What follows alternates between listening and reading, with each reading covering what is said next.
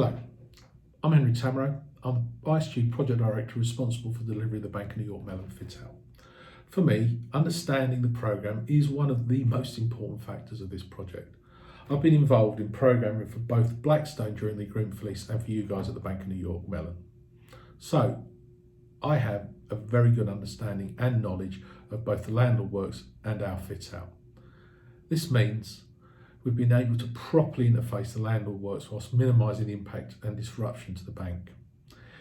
In developing the detail for the fit out, we have made sure we've incorporated the impact the current pandemic has on our programme. To do this, we developed the programme in 4 phases. I'll take you through those. Phase 1, understand the programme of works based on normal working conditions and the impact the landlord work has without implementing any solutions to deal with the landlord's works. Whilst this gives us a compliant programme in terms of sectional works, the number of revisits to finish off after the landlords are many, they take longer and they affect more space. So we move into phase 2, where we take the information we've developed in phase 1 and employ mitigation measures to reduce the impact the landlord works has. These include simple solutions like changing the timing of ductwork expansions in the central core. This is an easy win for us, as the base build team programme is unaffected, but has a great impact and benefit to our programme.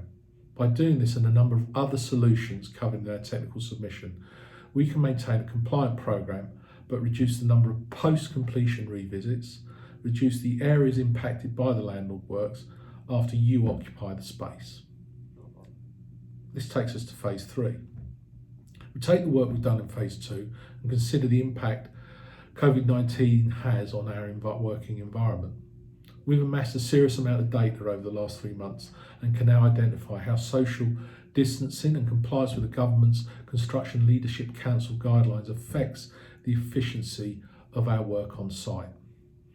The reduction in normal working efficiencies are reduced between 10 to 25% depending on the trade.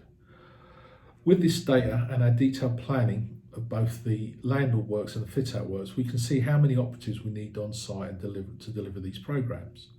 The size of the site welfare facilities limits how many operatives we can bring safely on the site and maintain government CLC guidelines. We've therefore looked at the welfare and worked with our base build colleagues to increase the welfare capacity of the site.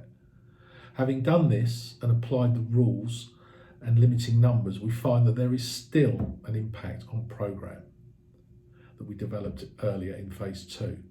The net effect is that around 7 weeks against each sectional completion as PC. We know this is unacceptable and leads us to what is the last phase of our programme development. We take the data and the programmes we have developed and gathered information for and work out how much out of hours or shift working is required. We do this by analysing the labour histograms and understanding the optimum capacity for the site and its welfare.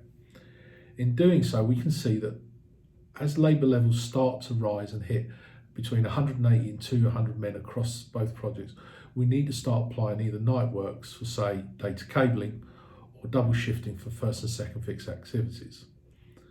This starts around about late August and runs through to the end of December, with a few smaller peaks in January, February and March. By applying this logic, we can bring the programme back on track, make it compliant, hit your dates, and most importantly of all, make it safe for our workforce.